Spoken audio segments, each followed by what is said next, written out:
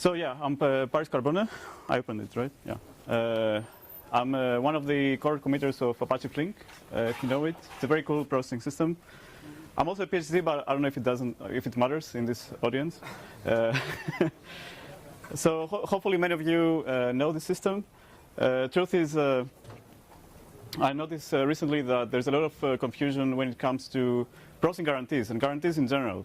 You see all sorts of opinionated posts in forums, not necessarily Flink forums or discussions, more like general open source discussions and Hacker News in general.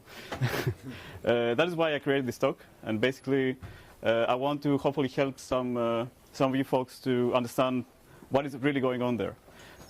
In case you ended up in this dev room by mistake, or you were just feeling adventurous, it doesn't matter, because I don't assume that you know much. I will just generally explain the whole idea, and hopefully you will get it. All right, so I have only one introductory slide. What do data stream processors do?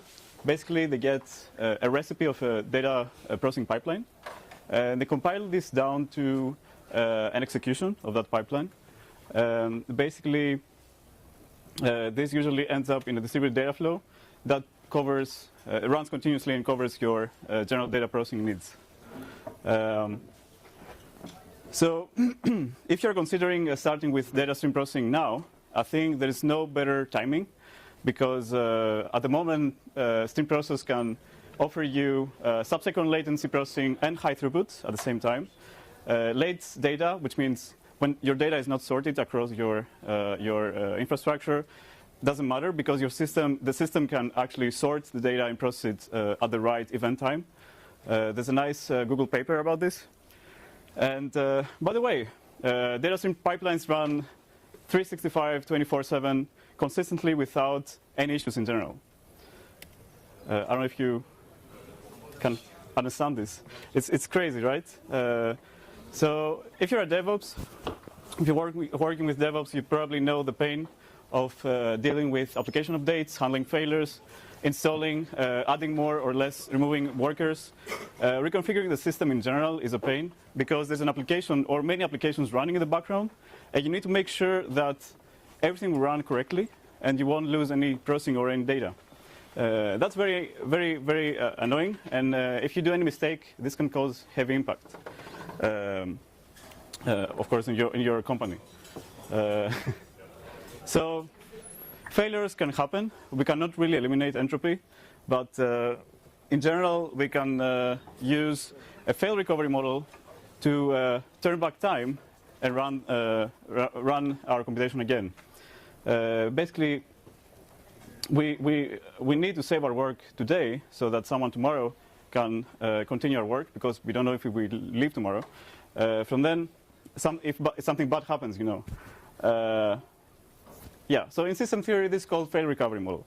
And most systems employ this model. And they also offer some guarantees with that. Here's a map of some guarantees you can see in several discussion forums. Yeah, it's a bit annoying. So I would say most of them on their own say nothing. If you see someone saying exactly once, or at least once, it says nothing. Is it exactly once processing? Is it exactly once output? Is it exactly once end-to-end? It doesn't really, you know, work on its own. So I'll try to resolve this ambiguity right away. So when we talk about guarantees, first of all, we have a system. So a system is this box. It's closed.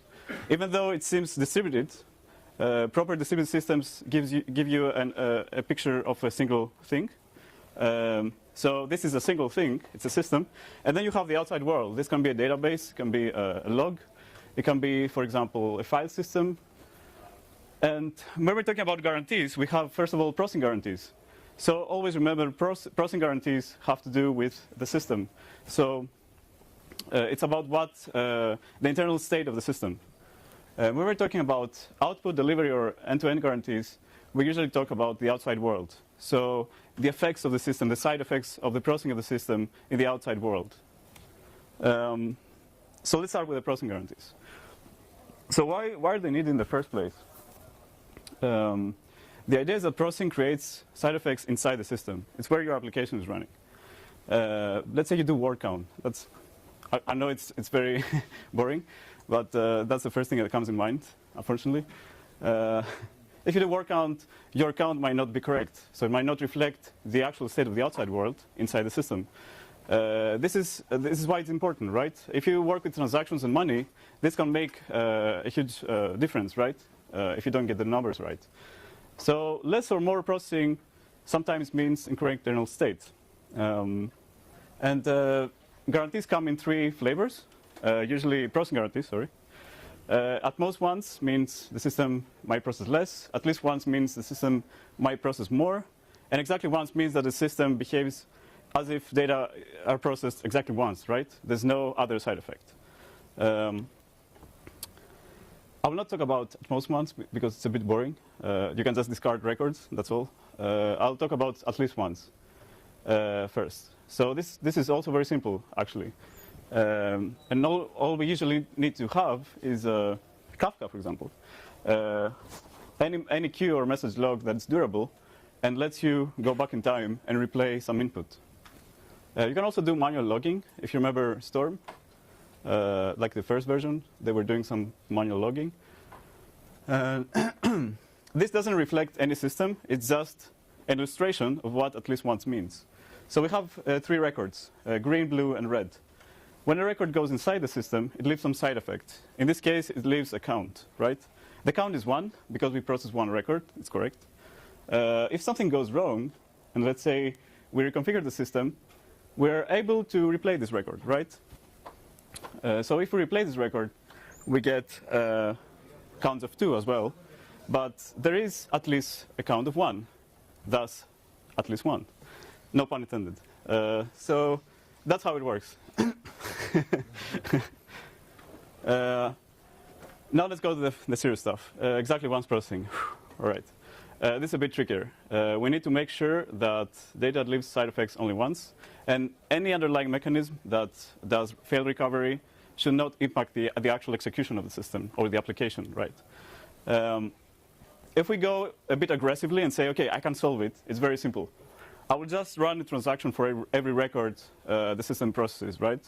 I can just write in a key value store all the mutations of the state and all associated with the records that cause these mutations, and then I'm able to do anything I want. I can just go back in time, fetch up any state in the history of the system, and so forth. This is what Millwheel actually did, and it worked pretty well for Google because they had a very good key value store. But apparently, what? Can I go back? Yeah. But apparently, this doesn't work everywhere. Usually, people don't have fine-tuned key value stores and perfect stores that can, deal with high congestion and write and append congestion. So this is not always the best case. It's very aggressive, I would say. Perhaps we can do better. So the problem should be simpler than that to solve, actually. So first, as I said earlier, input can be usually rolled back, right? In fact, distributed logs make sure you can always achieve this. And the process looks similar to cassettes, right? If you remember cassettes, if you're in my generation, you probably remember how they work. So a cassette is a durable log, actually. It stores an input stream, let's say sound or video, and lets you play it and at some point roll back to a specific song, for example, or offset. Durable logs actually today, like Kafka, do this for multiple cassettes. So they can actually play a lot of distributed streams and then roll back to a specific set of offsets. This is very cool. That means that we can reverse multiple stream partitions back in parallel in a very consistent way. How can we use that? So since we can arbitrarily reverse streams, then maybe we can do the following. Let's say we split the stream into parts, coarse-grained parts. That's what I called coarse-grained fault tolerance. And this is what most modern data stream processing systems do, actually, in different flavors. So you see that we split the stream into parts, right? The only thing we need to do now is to process these parts, and whenever something goes wrong, we revert back to where the previous part ended. For that, we need to be able to reverse the input. That we can do. We have the logs. But we also need to be able to capture the global state of the system after processing all these records and all these records, right? So we can reverse everything back. And we can do this in different ways. This might seem familiar. So Spark people, you might feel a bit deja vu. This is the microbatch. It does the same thing in a discrete way. So there is a planner that prepares part 1. It sends the records, and then the records are being flushed to the system. They're being processed. They create some side effects. The side effects are being stored as the state of the system in a system store, state store. And then, you can reschedule. You can schedule part 2, and then retrieve the old state, continue from there. You can flush all the inputs of part 2, and then create side effects of part 2. So this happens in a very transactional way. This is like RDD processing. And the new structured streaming does something similar. There's a state store, actually. It's called state store. And this is a nice way. I don't say this is bad. Actually, this is a fine example of discretely emulating continuous processing as a series of transactions. It's very safe. It's simple to understand, actually.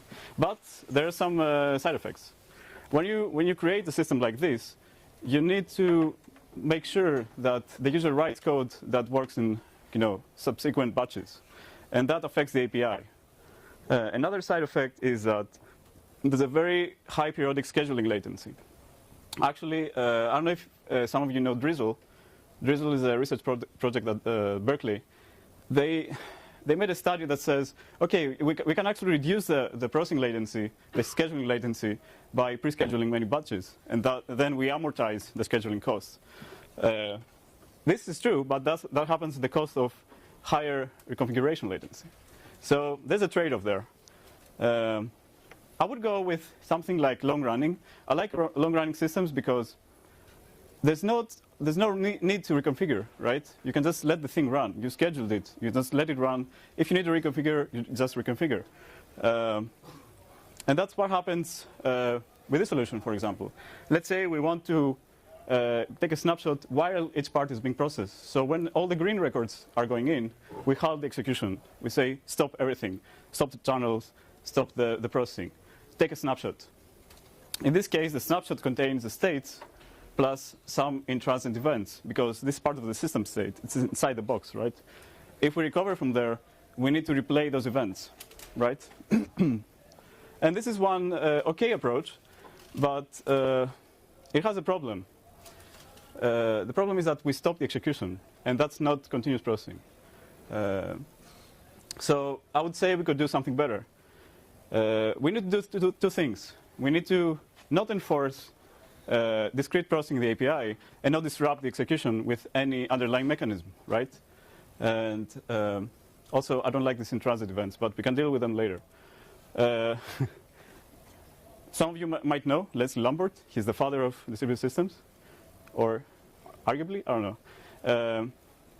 So the thing is that Leslie Lambert wrote about distributed snapshots in his classic paper, and he said that the global state detection algorithm should be superimposed on the underlying computation and not alter the execution of it, right? This really inspired us to come up with this technique on Fling, which basically snaps the state just in time while the execution is running. And this is what I call long-running pipelined state management. So the idea is very simple. We insert some markers. The markers signify, it's a promise, actually, that whatever comes after the markers belongs to the next part. So basically, we need to take a snapshot whenever we reach this part, right? And this goes along with the pipeline, the normal data pipeline. So if we flash the records along with the markers, what happens is that the markers stop in some operators inside the system. Then the operators can actually take their partial snapshot. This is not a complete snapshot. It's like a part of the global snapshot. And then what happens is that operators with multiple inputs have to make sure that they process all records of part 1, right? In this case, what we do is that we prioritize the channels where we haven't received any barriers, markers, right? So we need to make sure that we process all the green records first, and then we take a snapshot.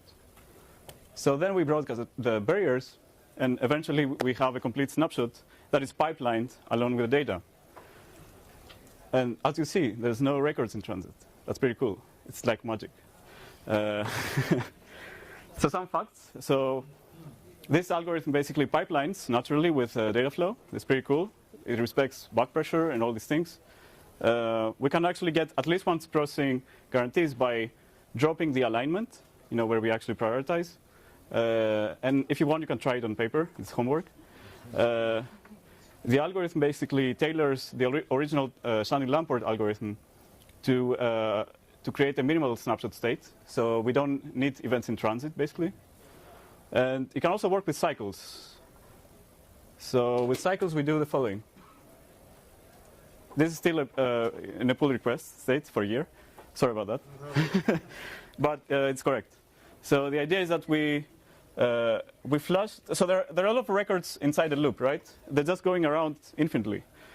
That means that if we run the same algorithm, it will never end. It will never terminate.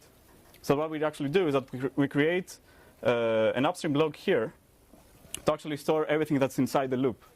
So that's part of the snapshot. We just replay it after we recover, and then we have a global state. That's correct. Okay. Output guarantees. This is a topic of very high debate. So I'll try not to piss off anyone.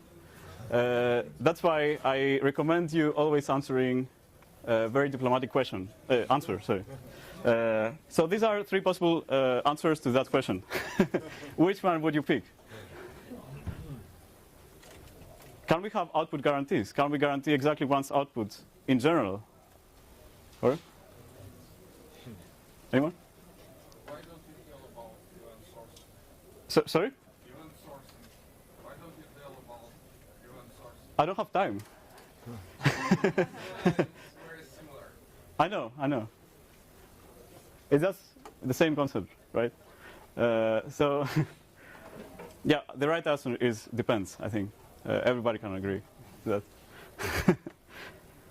that. All right. So, there are many ways to deal with this problem. Actually, we're talking about the outside world. And the outside world can be anything. Can be a database that has versioning support. Can be a file system that can roll back. Can be a file system that cannot roll back. I don't know. I mean, it depends, right? So in a system like Flink, we have special sinks that give you exactly one's output guarantees. And probably the concept of independency. That's also how Spark structured streaming provides exactly one's output guarantees.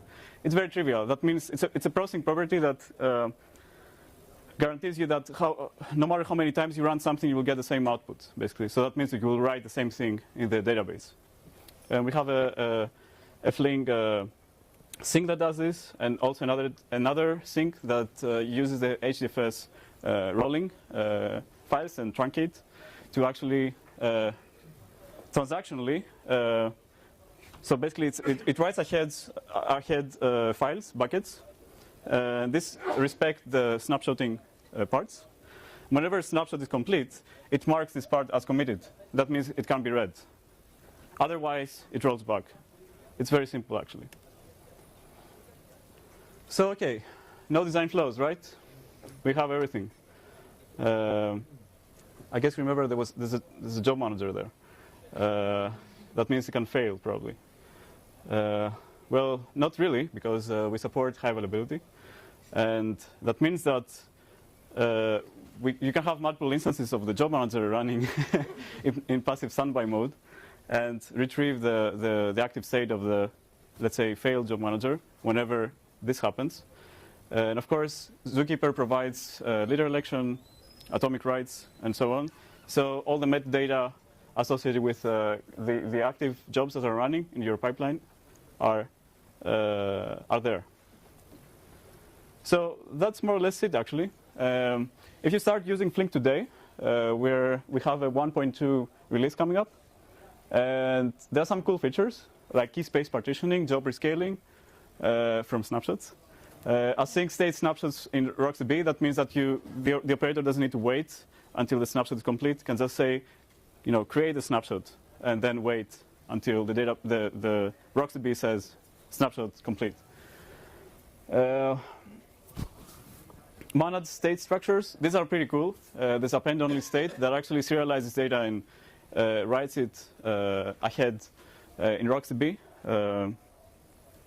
That speeds up a lot checkpointing. Also, if you have mutable state, you would use value state or reducing state, and there's also map state coming up. And yeah, then we have externalized checkpoints. There are two ways to do checkpoints. You can do ad hoc checkpoints on Flink. You can say, create a global state of the system now. I want to use it sometime later. There's another way, saying, do it periodically, but also let me cherry pick which checkpoint to revert from. And that's externalized checkpoints. They're both very useful features, actually. And they can run concurrently at the same time. It's very, very cool. Coming up next, we have autoscaling, incremental snapshots, and durable iterative processing. This is work that we're doing. It's in research right now, but it will be very cool. If you want to do structured iterations on streams, you will be able to do it. Marius is one of my colleagues working on that. Yeah, and some acknowledgements. These are some core people that worked a lot, spent a lot of time fixing everything and creating all these backends, the cool APIs, and also all sorts of things. And yeah, if you have any questions, now's the time.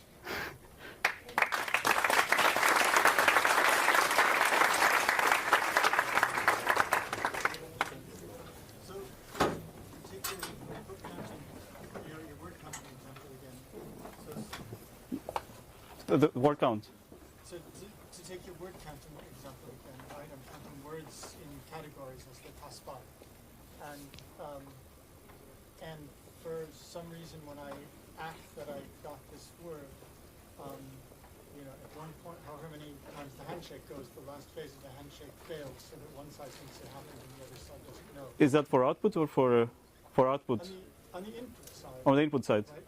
And so what happens is that the guy, if there's a doubt, the guy sends the word again and says, I got this. But Kafka does this, for example. I mean, the Kafka sources do that handshake. I'm confused about how that works. Yeah, maybe the question's too simple, and you can tell me to go read. Ah, okay. So the question is how the input processing handshake is.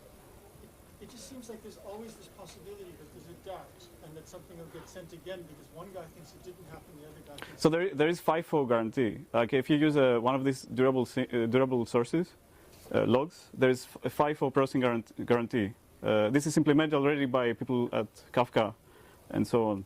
Now if you use like a socket and you're trying to do the same thing, yeah, you will have this problem. You have to implement your own protocol to ensure like FIFO channels, let's say. So it's yeah, it's something with the outside world.